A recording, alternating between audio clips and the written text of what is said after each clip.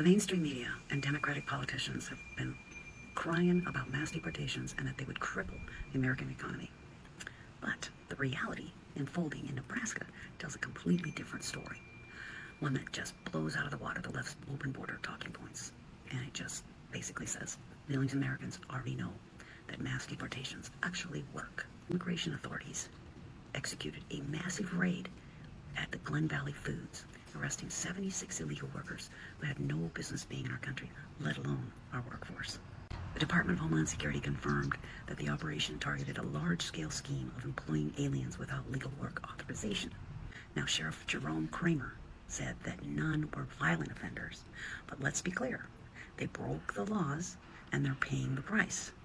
And then, after a major ICE raid at Glen Valley Foods in Omaha, job-seeking U.S. citizens wasted no time filling the void. According to NBC News, every seat in the plant's waiting area was filled with prospective new hires, just 48 hours after federal agents cleared out the illegals. What does that tell you? Does that tell you that only illegals are going to work those jobs? What do you think about this? Do you think that ICE was right in doing what they did? Do you think that it's... Right out the gate, this woman is asking the question nobody wants to sit with. It is easy to cheer a raid. It is way harder to explain who keeps the line moving the next morning. A full waiting room looks good on camera, but applications are not the same as retention, not the same as stamina, not the same as people lasting in brutal work. These jobs do not run on outrage. They run on consistency. If a town really believes replacement is simple, then track who shows up, who stays 30 days, who stays 6 months. That is the only number that matters. Okay, now for average Americans who are in poverty, now they can have jobs? I think it is right. Because they were paying those illegals the same pay that they'll be paying the workers that are legal citizens. Tell me what you think. During an immigration raid on June 10th at Glen Valley Foods, a meatpacking plant in Omaha, Nebraska, ICE detained 76 illegal aliens, approximately 50% of the company's employees. What's the company supposed to do now? Well, according to NBC News, American citizens and others who were in the country legally began applying for meatpacking and food processing jobs at the plant just 2 days after the raid, filling every seat in the waiting area. How can that be? Didn't these Americans and other legal applicants get the memo from sleazy immigration lawyers that jobs like this are only suitable for illegal aliens? Or maybe they got the memo and threw it in the trash, where it belongs. By the way, in fairness to Glen Valley Foods, it was reportedly using E-Verify to verify that its employees were not illegal aliens, and the system failed miserably, obviously. I'm not sure if the illegals were using fake Social Security cards or other ID, but E-Verify clearly isn't nearly as good as it needs to be nationwide. I'm Joseph Bovino, U.S. immigration and business attorney based in Miami and serving clients worldwide who can help make America even greater than it already is. Let me know what you think about this story, which you probably didn't hear about in the legacy media, in the comments below. Use the link in my bio if you'd like to schedule a consultation and follow for more. I have a question for the rest of America. Does anyone even care about Nebraska? Does anyone even care? Nah. Next question. I don't know if y'all have been keeping up with Nebraska farmer talk, but they are getting exactly what they voted for. Nebraskan farmers overwhelmingly supported and voted for Donald Trump. The same Donald Trump who ran a campaign with one of the biggest promises being the deportation of illegal immigrants. Mind you, most of the people who work on their farms are illegal immigrants. So now, months after the open book test, they're finally starting to study, and they're realizing that if Trump implements his mass deportation plan, they are going to lose a majority of their workers. And if they lose a majority of their workers and their fields become as empty as a J-Lo concert, they will go bankrupt. Well, so now they're on here crying and complaining about how they're going to lose their farms, and nobody seems to care. I'm going to hold your hand with a napkin in between when I say this. We don't care because you showed that you don't care first. You are getting exactly what you voted for. Trump was very loud about his plans for mass deportation, but because your brain is as smooth as satin and your last two brain cells are fighting for 10th fucking place, you weren't able to put 2 and 2 together. So now they're on here crying and complaining to us, asking us why we don't care that they're about to have concept of a farm. Stinkabutt, what do you want us to do? Have you considered pulling your... She is clowning them, but the core point lands. If your entire operation survives because certain people keep showing up every day, then those people are not disposable. They are the foundation. Too many business owners talk about labor like it is some background detail. until that labor disappears and suddenly the whole tough act turns into panic. You cannot build your life on invisible hands, then act confused when everything shakes the second those hands are gone. Yourself up by your bootstraps? Maybe round up your couslings, your sister wives, your husbands. Y'all work in the farms like Unfortunately, there's been a tariff placed on thoughts and prayers, so I don't have those for you, but I did write a song for you. Old Nebraskans had a farm, ADIOS. Hope this Peace and love. Talk to you later. Guys, I was wrong, and I can admit that. When people were saying that mass deportations would greatly affect farmers, I didn't actually think they were serious. They said that Americans were unwilling to do the jobs that immigrants do, and I didn't believe them. But this new video that I just saw proved me wrong. It's just been harder and harder and harder to find those people to work. Bethany Gotts owns Quay's Farm in Mountain Home, but now with fewer workers, a lot of the manual labor is left up to her. She tells me she's tried hiring locally, but it's been difficult to find people willing to do the hard work. Finding a legal American here that is going to work as hard as an immigrant is nearly impossible. She even posted job openings on Facebook. I had 7 people contact me about it, and when I sent them the description, I had no people respond. I went ahead and found the job listing. She's offering $2,000 to $3,000 a month for full-time manual labor on a farm. She says hiring undocumented workers is not an option, with serious risks for both sides. One, you're going to get fined. You have unfortunately, an employee living in fear. They could get picked up at any moment, and then you're without an employee. To keep her farm running, Gotts is hiring high schoolers and is now looking into the federal H-2A visa program. I have endeavored to spend $200,000 to build a small worker housing so that I can get H-2 workers next year. This woman had $200,000 lying around that she could have used to pay some strapping young Idaho corn-fed boys to do the manual labor on her farm, but instead built temporary housing for visa workers. I never thought I'd live to see the day where liberal media was telling people, are you unwilling to pay Americans a fair and decent living wage for hard manual labor? Just import a bunch of people to do it for way cheaper and then put them in a house and they can't go anywhere else because what other option do they have? Man. Here's the deeper issue. When a job stays open and locals still do not take it, that is the market telling you something is off. Maybe the pay is weak, maybe the housing sucks, maybe the work is too unstable, maybe all of it. But if the only workable solution is finding people with less leverage and fewer choices, then this is not some healthy labor system. That is a pressure point waiting to snap. Real fix. Better pay, clearer paths, better conditions, because dependency dressed up as efficiency always blows back later. I feel like there's a term for that, but it's just slipping my mind.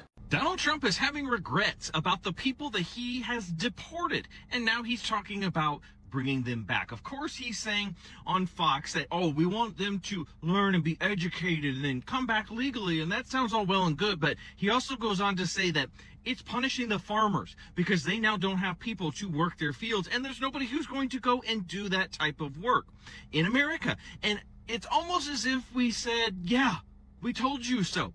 And what is the process of bringing these people back legally? He has no plan. He's just throwing shit out. But what it shows is a huge miscalculation.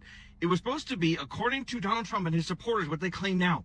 Oh, it's supposed to be the violent criminals. When you start rounding up people at their green card interviews and you're going to their place of employment, it's no longer about violent criminals. It's about the racist behavior of profiling and describing anybody who is brown and getting them the hell out of America. And now you found out that America's farmers and workforce is built around people like this who will do hard labor tasks. You're now wanting to re-bring them back because you realize you fucked up so badly when you did that. So just add this to the long list of the bumbling, fumbling missteps of Donald Trump.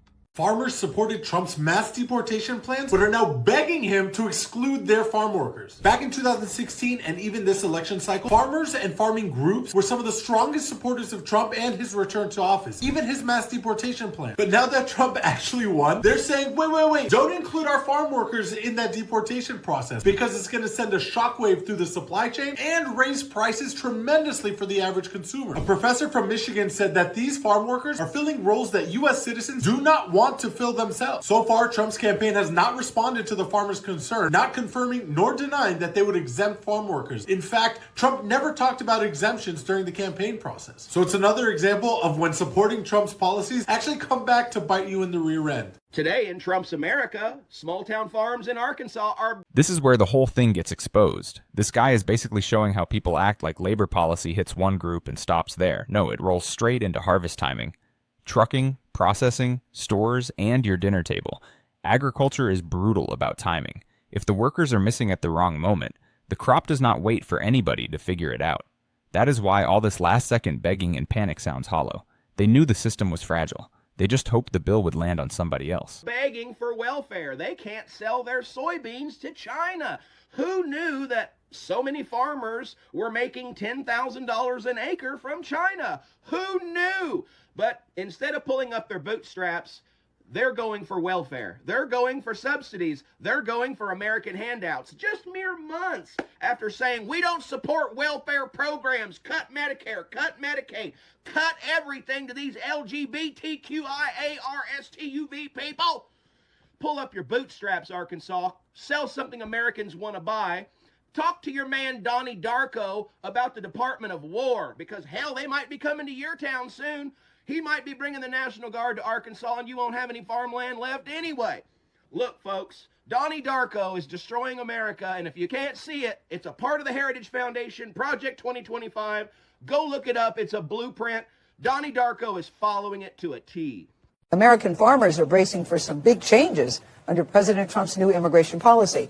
They don't know what the future workforce could look like in an industry that relies very heavily on this migrant labor. I'm going to stop the lying and gaslighting, and I would like to introduce you all to H-2A temporary agricultural visa for workers. The cost of the program to enroll in the program as a farmer or as a rancher is $100. You know how much the immigrant has to pay? $10. And they come here for a season, they have to go back, and after that they can come back and enroll again, and so on and so forth. Majority of work visas, you cannot go back and forth all the time. However, for temporary agricultural workers, yes, you can. You know what, Democrats? If you really want to fearmonger immigrants, just say so. And after that, don't be surprised when immigrants are voting for Republicans. Why? Because at least Republicans are keeping it real. Republicans are telling us exactly what's happening. They are explaining to us where they stand, why they stand on that topic, and why they are going to vote for that topic, and why we should support them. However, everything that we get as immigrants, speaking as an immigrant, from Democrats is a bunch of lies, fearmonger, and gaslighting. And we have had it. If you guys didn't realize that by now, get it now. You guys don't get to play with immigrants' emotions anymore. Why? Because we have social media, baby. And no matter how much you guys lie to us, no matter how much you gaslight us, and more importantly, no matter how much fear you're trying to push into the migrant communities, we are going to continue voting Republican. We are going to continue to stand up to you guys, and we are going to continue to call you guys out. Glen Valley Foods in the... Different angle here. This man is talking about trust collapsing. Once workers feel like everybody is using them for labor, but nobody will speak honestly about their place in the system, the whole thing starts rotting from the inside. Fear spreads faster than facts, and when fear takes over, people stop showing up. Plants slow down, managers scramble. Towns feel it immediately. That is why honesty matters more than spin. Say what the workforce is. Say how much you rely on it. Say what happens if it disappears, because pretending only makes the crash nastier. Nebraska is likely going to be shut down unless they can rebuild quickly. See, immigration officials raided the meatpacking plant, and more than 70% of the workforce has either been detained or stopped showing up for work due to the fear of additional immigration raids. Even their HR manager has stopped showing up. Now, you'd say, it's Nebraska. It's a deep red portion of Nebraska. But Gary Rower, who is the owner of the meat processing facility, said he voted for a Democrat for the first time in his life because he could not stand behind Republican treatment of migrants. When 95% of his workforce are migrants, he could not allow what they were pushing to be on his conscience that he voted for it. He tries to do what's right. He verifies all of his employees through E-Verify, and when they don't pass, he helps those migrants on a road to gain the ability to pass E-Verify. And still, his facility was raided. He has more than 50 workers being detained right now by immigration officials, even though they're legally allowed to be here. And why was he raided? A report that he was employing illegal immigrants by the local community, and solely upon the color of the skin of the individuals that he chooses to employ, because people who look like me refuse to work there because that job is beneath them. even when he pays $20 an hour for someone with no experience and upwards of $40 an hour for people with experience. It's not a great paying job to start, but it's an okay paying job in the end. Hey, what's up, America? The town of Lexington, Nebraska is about to lose all of its jobs. So the town of Lexington, Nebraska has about 10,500 people that live in the town. But the Tyson Food beef processing plant is about to close. And that's going to take away 3,300 jobs from a town of 10,000, meaning that town is fucked. Tyson Foods says that there's a dwindling number of cattle and a lower demand, and therefore they're going to be closing this plant, and they've already sent letters out. Tyson Foods is saying that they're restructuring in order to save money, but the town of Lexington, Nebraska, and the surrounding counties might go into a local depression. So here's a letter that was sent to the Tyson Food employees in Lexington, Nebraska. You can pause and read, basically thanking them for their service, but telling them that they're no longer going to have a job. Oh, and on top of that, they don't have bumping rights, means they don't have a right to another job either. Now, Tyson Food says that their beef herds, their cattle, are the lowest they've been in 70 years. And they're saying that they understand our frustrations, but more than likely because of this, prices for beef nationwide will also continue to go up. So this plant closing's not just going to affect the town of Lexington, Nebraska. Beef prices are going to soar nationwide, possibly because of this shit. So one of the most politically divisive... Now this Mail reporter is out of the abstract and into real damage. 3,300 jobs gone from a town. That small is not just layoffs, that is economic trauma that hits landlords, mechanics, waitresses, schools, churches, local taxes, everything. And on top of that, beef prices rise for people nowhere near Nebraska. That is the lesson. One broken plant can hit a whole town locally and the whole country quietly. People always notice too late that food systems are way more connected than they thought. Issues in the country right now is immigration. We're seeing protests play out across the country right now, including here in Portland, over this very issue. But one of the most important industries in Oregon is agriculture. And in the ag industry, it's made up of thousands of both documented and undocumented immigrants. Definitivamente es una experiencia. The experience has been very different this year because we've always heard about ICE and that there's been detentions, she tells us, but not like from January to now. We hear they're detaining people because they have either a record or something on them, but yet we see people being detained that are regular workers just like us. But at the other side of the issue, you have the growers, the people who own all of these farms and orchards that employ many of these workers. We feel like we have a good workforce, and of course, the major reason for that now, though, is that most growers are transitioning to H2A. Our fruit would be going on the ground if we didn't have H2A workers. I mean, that's the bottom line. However, there aren't any specific details yet from the administration about how to address undocumented farm workers who have been in the United States for years, working in the industry, supporting the industry, and paying taxes. The government is calling us criminals, but we're not all criminals, she says. Many people are working illegally, yes, but we're just working. This farmer who voted for her, who voted for Trump, who still supports them, doesn't believe that they would round up immigrants because it's an open secret that farms in this state are held up by undocumented workers. How are they going to do that? Listen to what she is admitting without meaning to. She's saying the farms are held up by undocumented workers, but still acting stunned that enforcement could touch those same workers. That is not confusion. That is denial mixed with convenience. And this goes beyond one farm. This is what happens when people build a business around a risk they refuse to look at directly. Every owner should ask one brutal question: if this labor vanished in 48 hours, would I survive? If the answer is no, then the model was never solid. It was just being protected by habit. 2 days, we will not have food. There will not be food anywhere. Now look at yourself looking stupid on camera. What do you mean you didn't think he would go through with it?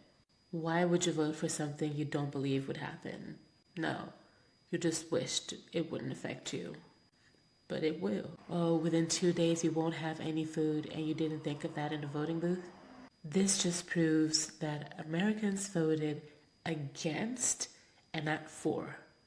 And how are they going to do that? By showing up in hospitals, daycares, schools, churches. This man reminds me of the fishermen who voted for the Brexit and then started crying when they lost their market. He hates his employees deeply. He said it with his whole chest and didn't even realize it. Out there looking... Putain, faut quand même être con, quoi. Faut vraiment être con. Je comprends pas. Have you heard somebody say that immigrants are coming to steal American jobs? Well, CBS did a report, and they interviewed a farm owner from Wisconsin that said this. You don't think that you are displacing American workers by hiring immigrants here? I'm 100% sure of that. I have people 100%. come to apply for a job, but they're all immigrants. In the last 20 years or so, I maybe had 2 people show up to apply for a job that were native-born Americans, and probably 150 immigrants have come and applied for a job. And the 2 that applied never came back. So you have tried to hire American workers? Oh, You have tried. a lot. From his experience of 2 decades, 2 Americans have applied for the jobs and they haven't stayed. To anyone with common sense, it sounds like there is a job there for people that want it. And get this, in October of 2024, there were 7.7 million jobs available in the United States. There is no stealing jobs. The jobs are available for people that want them. But once again, this is one way to point the finger and make migrants the scapegoat for somebody's problem, or sometimes a problem that is not even there. Pero familia, what do you all think about this? Que vergüenza. I've been knocked right in my butt all. That farmer from Wisconsin said it plain. The jobs were there, Americans barely applied, and the few who did not stay, so the lazy line about immigrants stealing jobs falls apart when the openings are sitting there in broad daylight. The real conversation should be about why these jobs chew people up, why turnover is insane, and why the people willing to do them keep getting treated like they do not matter. That is the part folks love to skip. Admit it. Yeah, I'm really disappointed.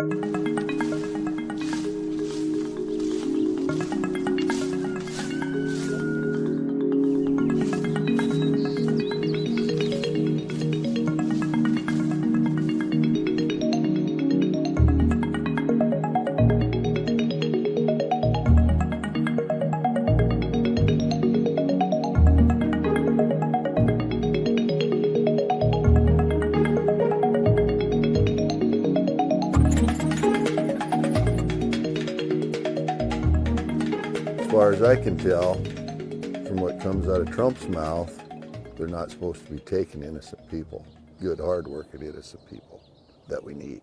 Everybody in farming has fuck-ups, big or small. I am no exception to this. I mean, this was my fuck-up yesterday. I was as red as a tomato, and the result was because of this post here. I was doing some fencing, chucking these posts out, and I've got some more expensive ones, very well treated, covered in creosote, and I didn't wear gloves. I am now because I've learnt my fucking lesson. But at the time, just before I finished, I was all hot and sweaty, so I rubbed my face, giving myself very not so good chemical burns. And my face is still red from it. It's fair to say that you're always learning in farming. I mean, ideally doing it without burning your face is good, but yeah, as long as you're learning from your mistakes, that's probably the most important bit there. What percentage of your workers are not U.S. born? Probably half. About half? Yeah. How many hours does this go on? It's 24 hours a day. You know, we could milk 8 hours a day, but it wouldn't be feasible or profitable for us to produce milk.